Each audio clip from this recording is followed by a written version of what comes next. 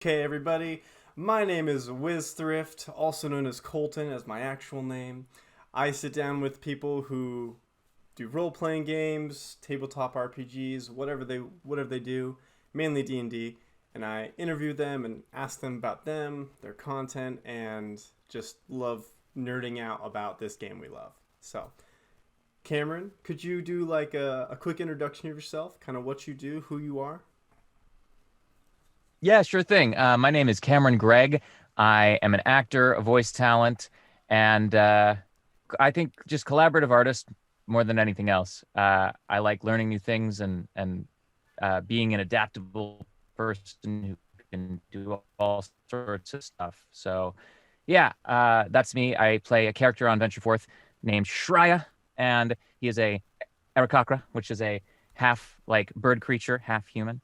And yeah, we're man, I think we've recorded like 10 episodes now, and we're gonna do two more this weekend. And yeah, it's been so much fun, and I'm really happy with where we're at. That's awesome. Yeah, and just as you guys said during after the final roll, I also agree. You are voted best voice on the show. You definitely have the coolest voice. The unofficial poll, by the way. No, Unofficial numbers. it's for those who care. It's official. It's Oh, official. okay, all right, we'll make it official. Awesome. Okay. Well, first of all, I just want to say thank you for sitting down with me. I know your life's probably super crazy, and you're an actor with all these amazing roles that you got to be a part of. So sitting down with little old me, I really appreciate it. Hey, not a problem. And with everything kind of just creaking into motion again on that front, Yeah. it's that's the great thing about audio production is that you can, you know, there's the ability to be isolated, record, create, connect with other people.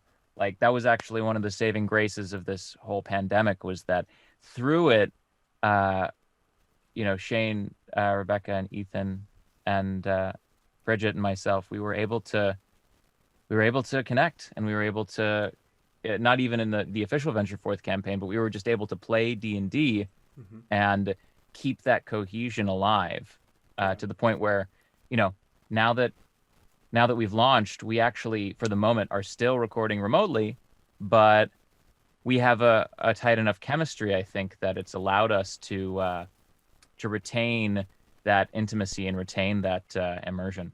Yeah. Yeah. And I think doing it over, just audio is very helpful. Because when I listen to you guys, your audio production is phenomenal. It is so good, and I would think you guys are actually in person, but when you say you're out of person or you're remotely, that's insane.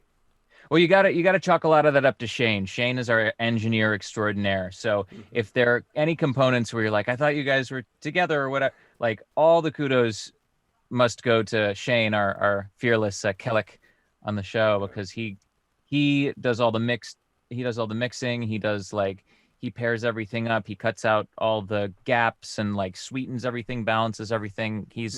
He's the extraordinaire man. I I, I listen to some segments of the show back, and I'm just like, how does he do that? And he composes all the music too. So like Yes. Oh my gosh. I nuts. I hope I can talk to him in the near future because I want to talk to him about all the music because it's unbelievable how good he is at that. You'll have to interview him yourself, but he actually comes from a pretty substantial background Mhm. and just music creation. So it's amazing to me that he's cross-purposed this and been able to create a character, tell a story, and also express himself as a musician, which Yeah. he's an incredibly talented one. Yes, he is. Yes, he is. That's yeah. That is just super cool. And I just want to jump right into the questions here. So, Sure. how long have you been playing D&D or role playing games? This is so well, this is probably the question that I shouldn't have any kind of insecurity about answering, but I have a little bit of it in that I played a lot when I was like 11, 12, 13. Uh, yeah, around then. Got really into it, was really didn't know what I was doing. I was at the table with a bunch of older kids, teenagers and, 20 somethings. and I was just mystified by it. I loved the imaginative places we could go, and the battle maps, and like all the dice. I was like, this is incredible. I don't even know what edition that was at that point in time, but it was like, I don't know, 15 years ago or something. Anyway, so now it was only really because Rebecca is a high school friend of mine. So when she said, well, we're putting this is before COVID, Yeah. we're putting together this D&D podcast, would you be interested in joining us? I was like, and this was like early or late 2018, early 2019. I was like, well, I mean, I haven't played in, over 10 years. Like, if that's what you're into, that's what you want, great. And then she said, yeah, just, if you decide to make it something you want to get back into, yeah, join us. And I said, well, I mean, I had nothing but good memories from it. So from that point, I dove back into it. I got the latest PHB. I, just went through, and I was not even able to track what had changed and what hadn't, just because it was so, it's always been intricate. So it's like, I and then it's interesting playing through. I remember things from my time when I was like young. So it's funny. It's interesting relating to it now artistically, and like producing something to be digested across a wider sphere, as opposed to then when it was just like, oh, I'm just playing with my buddies. Yeah. Some of that spirit, I think, because I went from then to just now, some of that spirit has really come through, and I hope that spirit comes through in the podcast itself.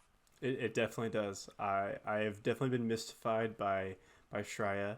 He's a fantastic character. I think you do an amazing job. I love. Let me get this straight before I say this. I love all the cast. They're all fantastic. But it's still pretty early on in the campaign, so there's a lot of stuff we don't know about everybody. But Flynn and Shreya are my two like favorites. I really like their dynamic, and I love Flynn's optimism. But I love how you play Shreya, and how, well, his voice. Could you give us a little sample of Shreya's voice? Like, talk about the moon or something. Well, yeah. So let's see. I've got a little postcard of a monarch butterfly out on the shelf here. It's much bigger than normal. I can't quite make out the flower that it's perched on, but is that good? that was perfect, man. That just brought such a smile to my face, because like I said, voted best voice. Yeah, it is true. Like, I do feel like a different, whatever kind of takes over, but I do like, I feel like I stand differently. I feel like I feel myself change when I drift into him. Well, your whole facial structure kind of changed a little bit. Like, your mouth a little bit changed, and the way you stood at it, it looked like you were being more perceptive of the postcard, but that's one thing that I think happens to me and to a lot of different people when we play this game, because it's a role playing game, and as an actor, that probably means a lot to you, just because you want to do that as your career, and you are doing that. So. Well, I appreciate the support, and I love that. I love that this being that I've created touches you in that way, and that's my whole, even from the conception of that character and the choice to like be a druid, and yesterday was Earth Day. Like, I think one of the beautiful things about high fantasy, and the way that D&D sprung forth, and also the writings of Tolkien has sprung forth with this appreciation for the earth and the land, and like the fact that human beings are inextricably tied to it. Like, my choice to play a druid and my choice to be this character was very much rooted in how I've created him, was very much rooted in wanting to continue that appreciation, and let that appreciation and the power of the earth have a place at the table in this podcast. So I'm without going into spoilers, like, that's kind of my mission with doing this character, and choosing this path for this character to walk. That's fantastic. Do you think, I've talked about this with friends before, uh, do you think that by taking this part of yourself as wanting to better the earth, better the things around you, and putting it into Shreya as a character, do you think you're exploring a different part of yourself that maybe you don't get to see on a daily basis?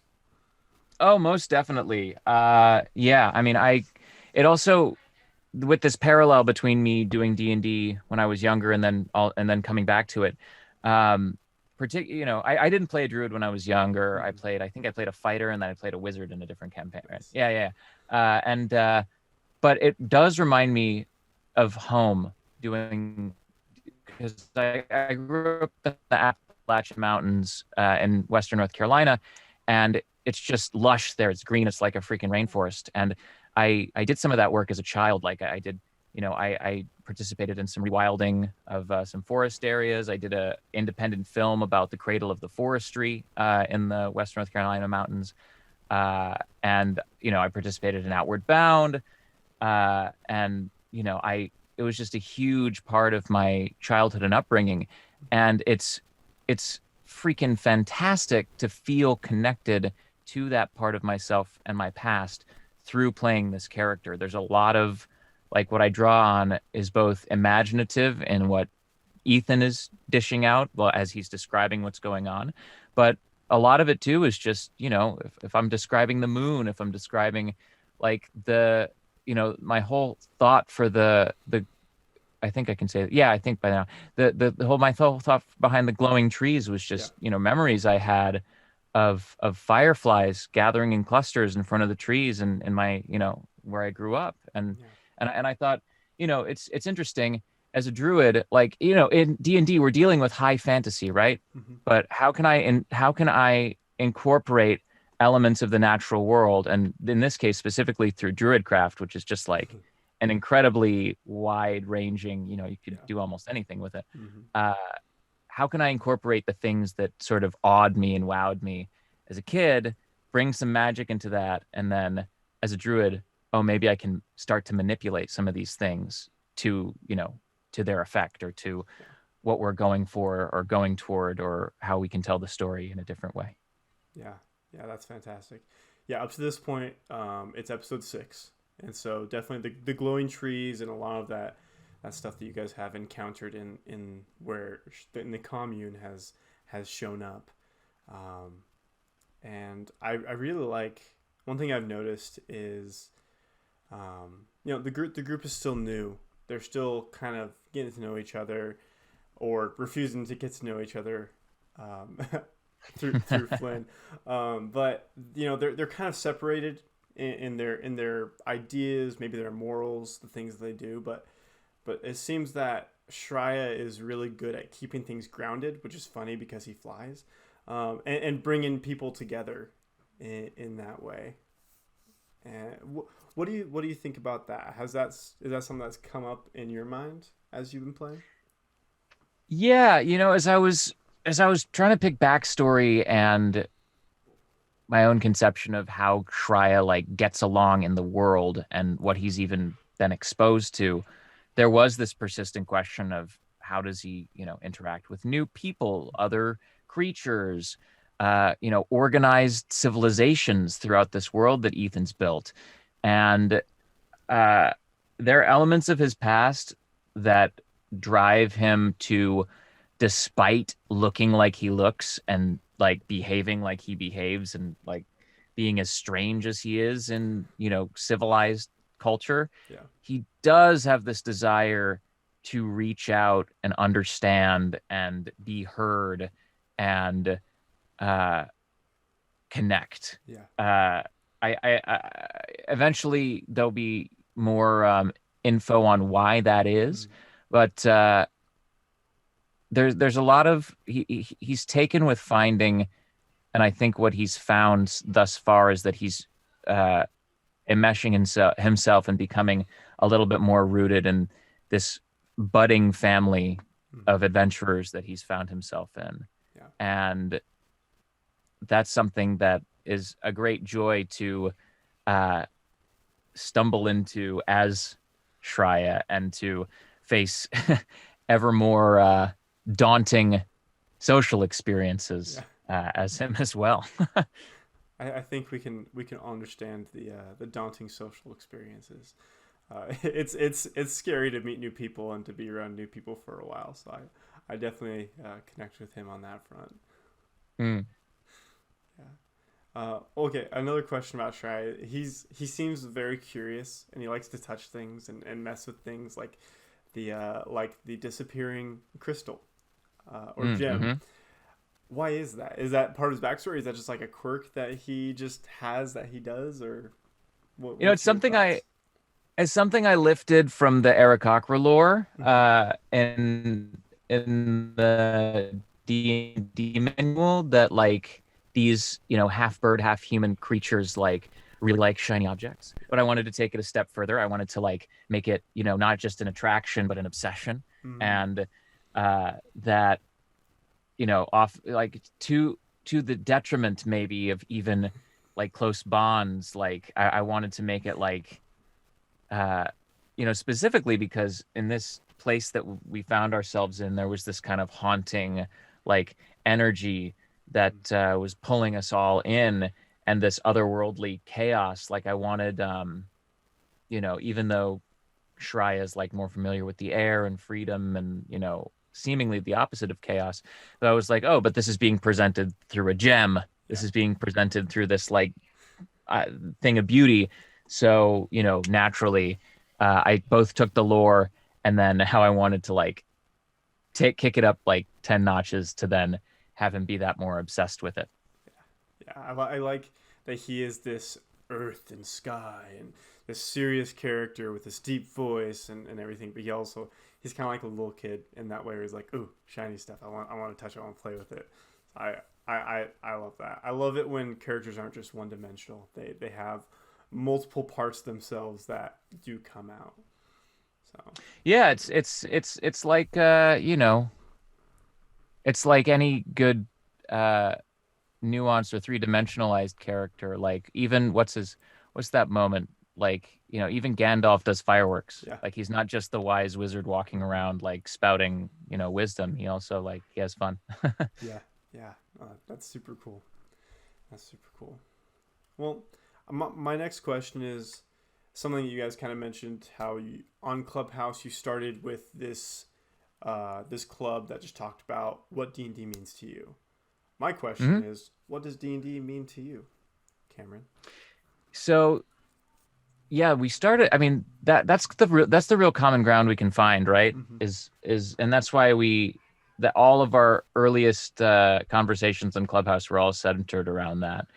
And it means to me an increasing sense of confidence in one's own creative ability, expression, imagination in a world that is uh, continuously seemingly shrinking those opportunities from us. Yeah. And it's to me, it's a way to access that in a structured way Mm-hmm. that allows you to have fun socially. Yeah. Um, and yeah, it's super nerdy and it involves a lot of like research in the play. You play hard, you work hard, like getting to know the things, but it allows you to play in a lot more of a nuanced way. And I really, really enjoy that, knowing that there's like a toolbox and like a utility belt, and that at any given point in time I can throw this into the mix, throw that into the mix.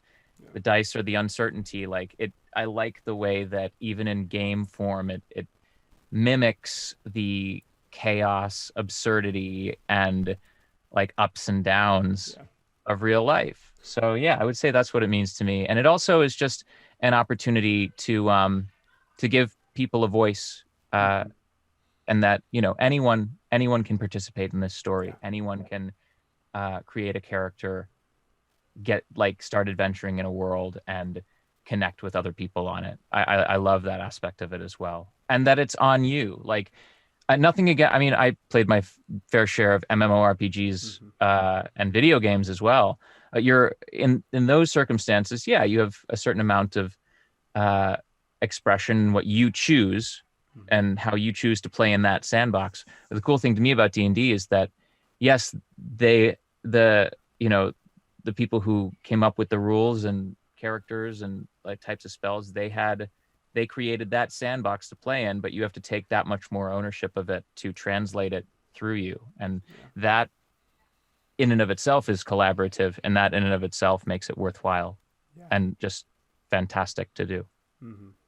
I mean, I think that's the most important part, is like you mentioned, the self-expression and the freedom that comes from it. And really, I think it's a game for everybody. Literally everybody in the world can get something out of it. Whether you love fighting monsters and the strategy that comes from that, or you just love being the face of the party and being this charismatic person, or if you just, whatever you love about the game, there's something in there for you. And it really is, for me at least, it's kind of like therapy sometimes. It helps me get through certain experiences or explore a part of myself that I can't do at my job or with certain people. So I just, I agree with everything you said. So. Well, and what you just mentioned is interesting because I can't remember where I heard this, but like supposedly the imagination is kind of like where we can exhale all the things we wish we could do in real life, like the things we imagine, like, you imagine going up to that person and like giving them a piece of your mind, but like you don't, but you imagine that because that's your way of coping with wanting to, is imagining it in that kind of detail. But in this case, you have the imaginary world of Dungeons and Dragons to be able to maybe take out those things instead. Yeah. I don't stab people in real life, but I'll cut them down in D&D. Don't worry. I don't actually hurt people. That's a bad thing to do. Don't do that. I guess my next question is, you mentioned the kind of the whimsical and the wonder and the things that happened when you were younger and played the game, and then going to now. Do you feel that there's the same type of feeling when you play now with your current friends?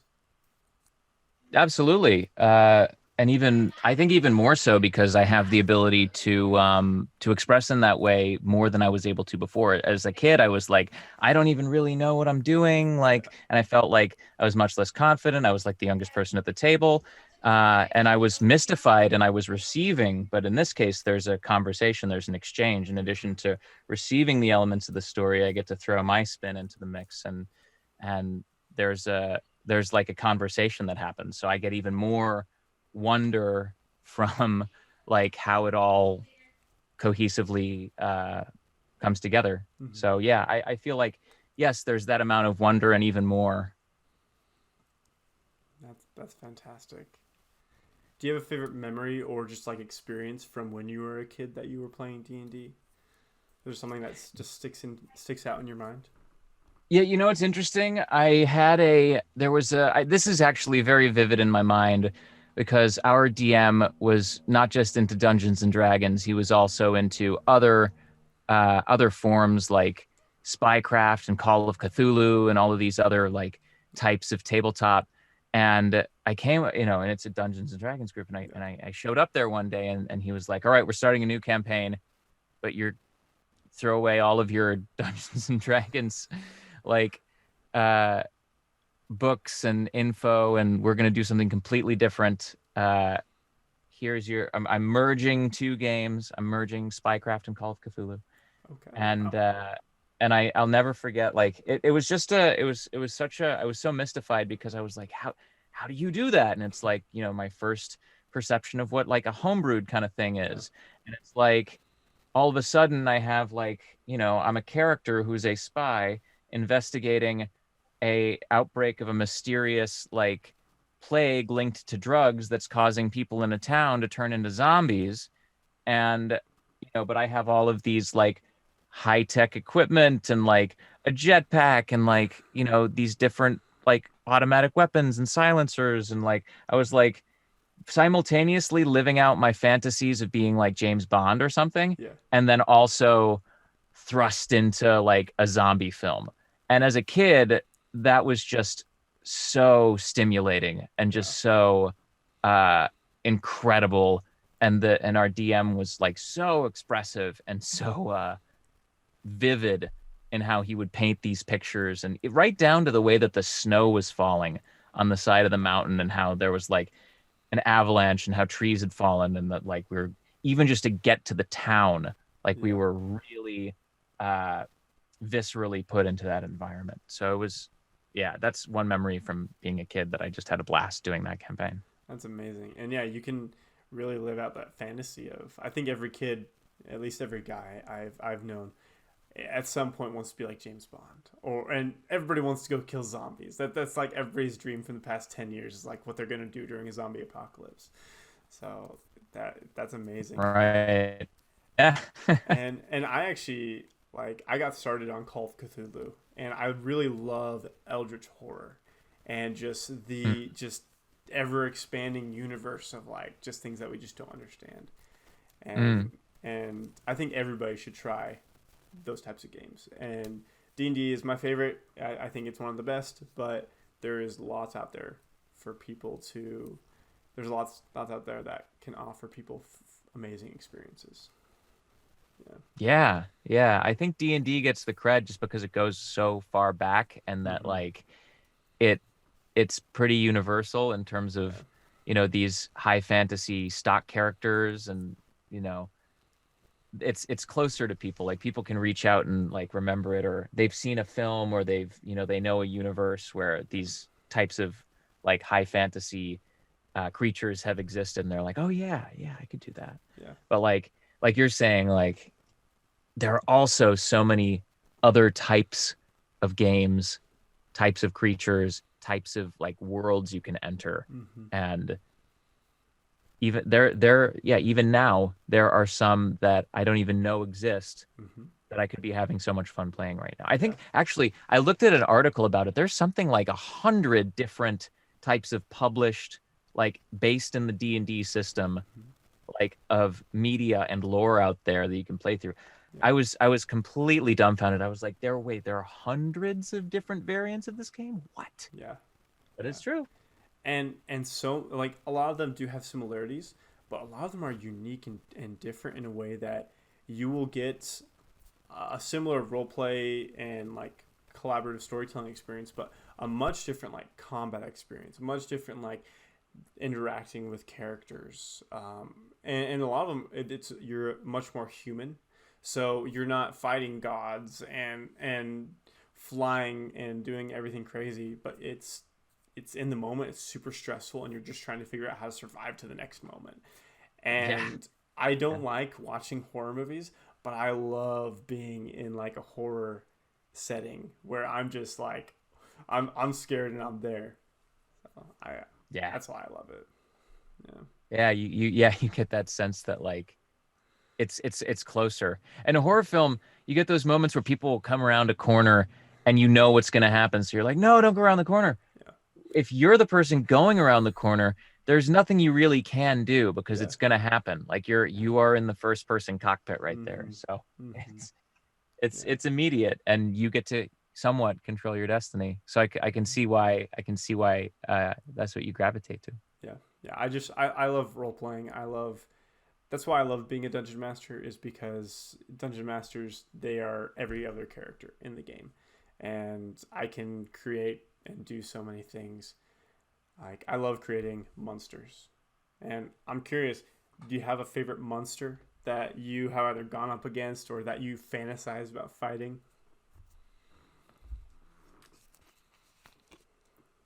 Yeah, I mean, one day I hope to, I don't know, go up against like some kind of demon lord, or a massive like three-headed dragon or something, or like, I don't know, a beholder or something. I've heard them described. I've heard them like, there are some people who will just like throw in really difficult monsters just on Yeah, a whim, and it's like humbling once like a campaign takes a turn and the whole point of it is to just like escape from a monster. yeah, I've never taken on anything that, like, since returning to the game, I've never taken on a monster or a beast where the objective was to escape rather than to conquer. So I but I do look forward to like approaching and being confronted by those monsters and maybe at a high enough level working to defeat one. But yeah.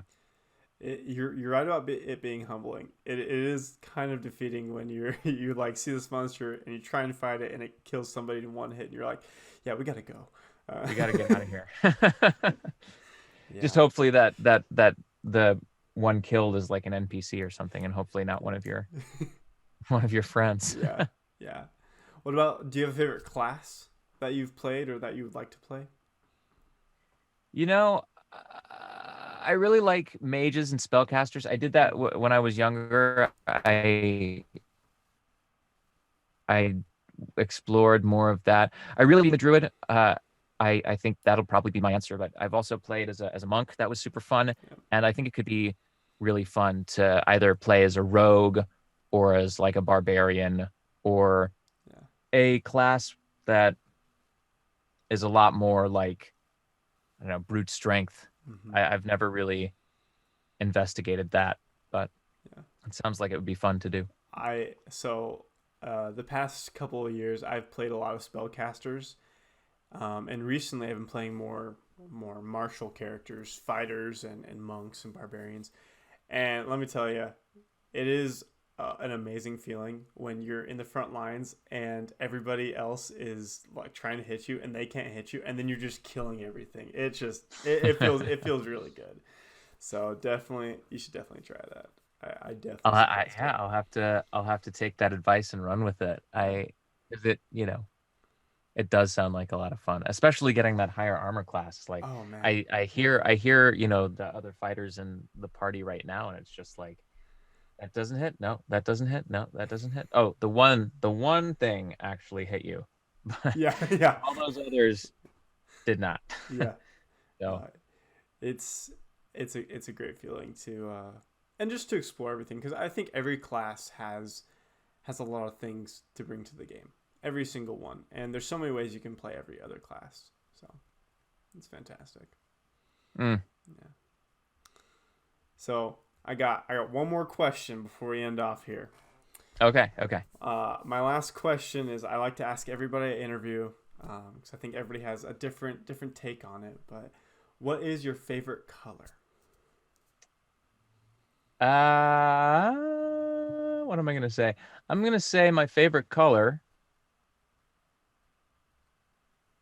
is like a scarlet red. Ooh. Which is not the color that Shriya's staff emanates with, which is what I almost said, because I really like that color combo. Yeah. And the reason for making it that was that I really liked that hue. Mm-hmm. But for my favorite color, I'm gonna say like a deep scarlet red. That's nice. That's beautiful. Actually, sorry, I thought about you talking about Shriya's staff. I love the way that Shriya, he talks about how he casts his spells, and just Druidcraft is just a cantrip, but he does so much with it, and I just think it's really cool how you play your character. So thanks, man. Yeah, it's funny. I was on a forum once, and I was, the whole discussion was on Druidcraft, and that's what really opened my mind to it. The original poster was like, just, there's not a lot of limiting bounds for what you can do, as long as you're not dealing a lot of damage. Yeah. Like, and as long as the DM is fine with it, like, and now maybe I'll get even more bold with it and preface each one with like, Ethan, if I can, or if I may, I would like to X, Y, and Z. But so far, so good. Yeah. Sliding over a piece of pizza. Ethan, can I try this? Maybe when we play in person again. Yeah. Oh, that's a good strategy. Venmo him 50 cents. So Ethan, I was thinking. I brought this direct from the Italian style pizza shop. Yes. They're extra anchovies. I hear you like anchovies. Oh, you don't? Never mind. Take this other one. Shriya likes anchovies. Anything with fish. Shriya loves anything with fish. Clearly. Clearly, yeah. Even if it's rotten fish after a couple days. Yeah. He's got an iron bird stomach. Yeah, yeah. Fantastic. Well, Cameron, thank you so much for sitting down with me. I really appreciate you taking the time and just talking. It's awesome. Well, is there anything that you would like to shout out, plug, anything like that? Yeah. I mean, come if you're on Clubhouse, come check us out on Clubhouse. We got a lot of content going there. Uh, we just, we're creating a space for anyone and everyone from seasoned people to brand new players to gather and share a love of the game. And yeah, other than that, listen to the podcast. I have so much fun creating it and playing with my fellow people, my fellow creatures, my fellow beings. Uh, and yeah, yeah, that's all for me. Just come check us out in the conversation, and yeah, we'll have an episode every Tuesday. Awesome. And they are great episodes, and I suggest that everyone should look at them and listen to them because they're great. The music, the voice acting, it's all fantastic. Especially the best voice on the whole podcast. A title that I will happily pass around at different points. Awesome. Well, Cameron, thank you again, and I will hopefully talk to you later. Thank you so much for having me, and yeah, have a great one. You too. Bye.